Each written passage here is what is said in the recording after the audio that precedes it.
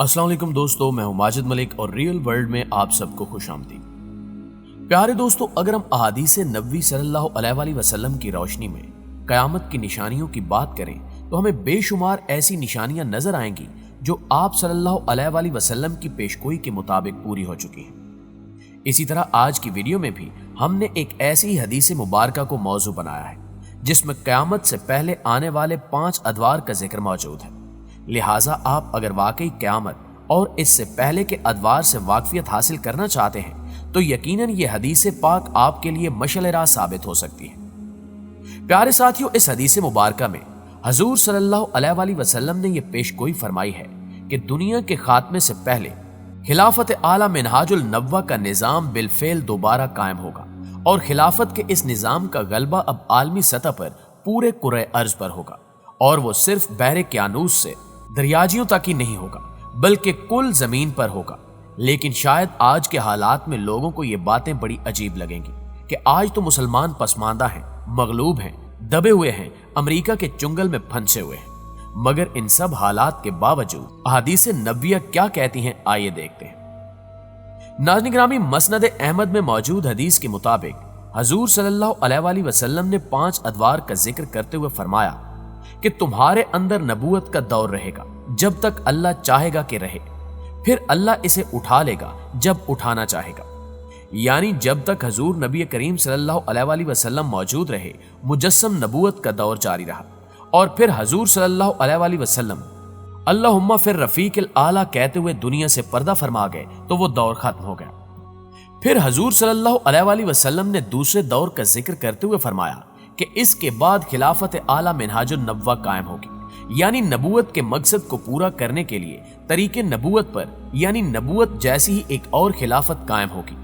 वो इसलिए कि अल्लाह ताला ने हजूर सल्लल्लाहु अलैहि वसल्लम को दीन हक के गलबे के लिए मबूस फरमाया था और आप सल्लल्लाहु अलैहि वसल्लम को इस्लाम का निज़ाम अदल इज्तमाई कायम करने के लिए भेजा था और नबूवत का ये मिशन खुद हजूर सल्लल्लाहु अलैहि वसल्लम की जिंदगी में जजीरा नुमाए अरब की हद तक पूरा हो गया था, मगर इसे अभी आगे बढ़ना था, लिहाजा वो इस दूसरे दौर में मजीद आगे बढ़ा।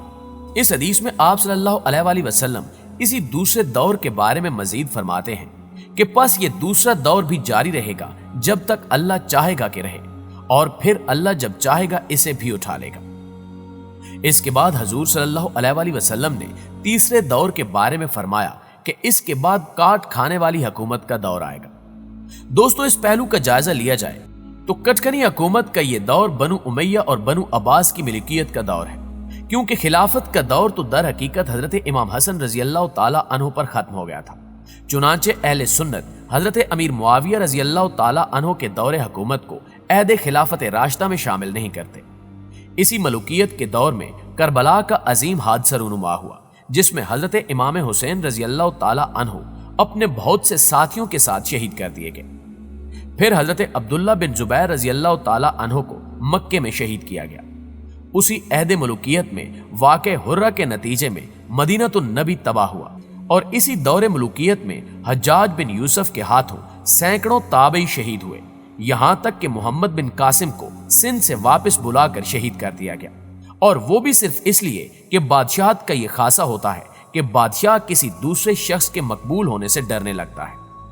बादशाहों के सामने अपने जाती मुफादात होते हैं जिनको हासिल करने के लिए वो लोगों पर जुल्म और सितम का बाजार गर्म कर देते हैं। लिहाजा हजूर अकरम सल्लल्लाहु अलैहि वसल्लम के फरमान के मुताबिक यही दौरे मुल्कियत काट खाने वाली हुकूमतों का दौर था। इस दौर के बारे में हजूर सल्लल्लाहु अलैहि वसल्लम ने मजीद इरशाद फरमाया कि यह दौर भी रहेगा जब तक अल्लाह चाहेगा, फिर अल्लाह जब चाहेगा इसे भी खत्म फरमा देगा। नाज़रीन गिरामी, इसके बाद हजूर सल्लल्लाहु अलैहि वसल्लम ने चौथे दौर का जिक्र फरमाते हुए कहा था कि फिर जाबिराना बादशाहत का एक दौर आएगा। आज 1400 बरस की तारीख खुली किताब की मानंद हमारे सामने मौजूद है, जिसकी वजह से हम ये बातें बहुत अच्छी तरह समझ सकते हैं कि जाबिराना बादशाहत से मुराद गैरों की गुलामी का जमाना है। किसी इलाके पर अंग्रेजों ने कब्जा कर लिया तो कहीं फ्रांसीसियों ने, कहीं वलंदीजियों ने और कहीं अतालवियों ने अपने पंजे गाड़ लिए। बनु उमैया और बनु अब्बास के खुलफा चाहे खुलफाए राशिदीन नहीं थे मगर थे तो मुसलमान ही। फिर उन्हीं में से अच्छे लोग भी सामने आए और उन्हीं में अब्दुल मलिक बिन मरवान रहमतुल्लाह अलैह जैसे बड़े मुहद्दिस और फकीह इंसान भी थे, और उमर बिन अब्दुल अजीज रहमतुल्लाह अलैह भी थे, जिन्हें खलीफा राशिद तस्लीम किया जाता है। जब ये दौर खत्म हुआ तो गैरों की हुकूमत आ गई, जबकि बरसगीर की यह सरजमीन अंग्रेजों के तसल्लुत में आने से पहले सिखों के कब्जे में थी। लेकिन दौरे गुलामी की यह हुकूमत आहिस्ता आहिस्ता तमाम मुस्लिम इलाकों से खत्म हो गई, मगर गुलामी का यह दौर अभी पूरी तरह से खत्म नहीं हुआ। यानी ज़हनी गुलामी जूं की तूं आज भी हमारे अंदर कायम है। हमारी इसी हालत के बारे में अल्लामा इकबाल ने फरमाया था कि वज़ा में तुम हो नसारा तो तमद्दुन में हनूद, ये मुसलमान हैं जिन्हें देख के शर्माएं यहूद। इस बात में कोई शक नहीं कि ममलते खुदादाद पाकिस्तान में हम आज भी अंग्रेजों के छोड़े हुए निजाम को जूं का तूं लेकर चल रहे हैं। यहां तक कि सियासी निजाम भी वही, तमदनी अक़दार भी वही, मुआशी निजाम भी वही, गर्ज सारा निजाम वही। ये दौर जिसमें हम सांस ले रहे हैं, ये चौथे और पांचवें दौर का दरमियानी अरसा है, जिसके इख्तिताम पर पांचवां दौर आएगा। लिहाजा दुआ कीजिए कि अल्लाह ताला इस दौरे सईद को जल्द लाए, और इस दौर को लाने के लिए अल्लाह ताला हमारी जिंदगियों को कबूल फरमा ले। हमारी कामयाबी इसी में है कि हम इस राह में अपनी जानें निछावर कर दें।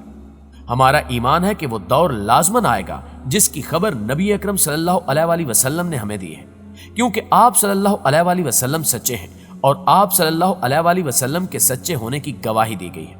लिहाजा आप सल्लल्लाहु अलैहि वसल्लम की दी हुई खबर कभी गलत नहीं हो सकती। इस चौथे दौर के बाद हजूर सल्लल्लाहु अलैहि वसल्लम ने पांचवें दौर के बारे में इरशाद फरमाया कि फिर खिलाफत आला मिनहाजुन नबवा कायम होगी, यानी फिर पहले ही की तरह खिलाफत का दौर आएगा जो नबूवत के नक्शे पर ही कायम होगा और नबूवत के मिशन के लिए ही होगा। रावी के मुताबिक इन 5 अदवार की खबर देने के बाद हजूर सल्लल्लाहु अलैहि वसल्लम ने सकूत इख्तियार फरमाया, जबकि हदीस के आखिरी अल्फाज भी यही हैं कि फिर आप सल्लल्लाहु अलैहि वसल्लम खामोश हो गए, जिससे मालूम हुआ कि इस 5वें दौर पर ही दुनिया का खात्मा हो जाएगा।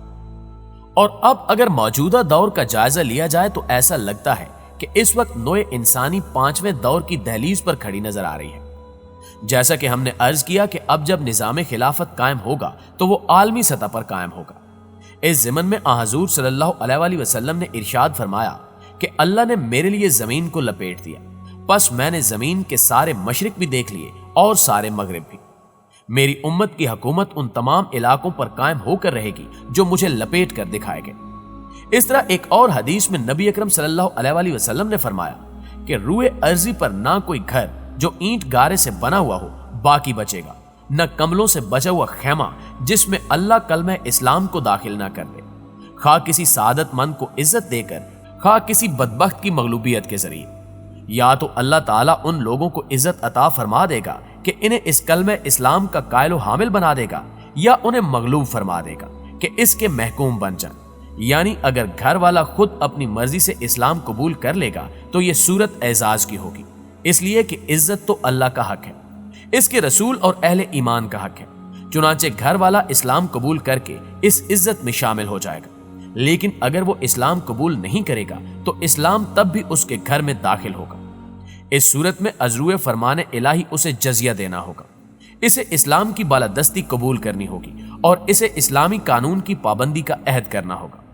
यही वजह है कि खिलाफत राशिदा के अहद में इस्लामी अफवाज का कमांडर हमेशा दुश्मन के पास 3 बातें रखता था, जिनमें से एक ये कि इस्लाम ले आओ तो तुम लोगों को हमारे जैसी हैसियत हासिल हो जाएगी, तुम्हारी जान, तुम्हारा माल, तुम्हारी इज्जत इतनी ही मोहतरम होगी जितनी खुद हमारी है, और तुम हमारे बराबर के भाई बन जाओगे। और अगर तुम्हें यह सूरत कबूल नहीं तो तुम अपने मजहब पर रहते हुए हमें जजिया अदा करो और अल्लाह के दीन की बालादस्ती को तस्लीम कर लो। लेकिन अगर तुम्हें यह शर्त भी कबूल नहीं तो मैदान में आओ, तलवार हमारे और तुम्हारे माबैन फैसला कर देगी। इस्लामी तारीख से इस हद तक तो हर मुसलमान वाकिफ है कि हर जंग से पहले यही 3 बातें कही जाती थी।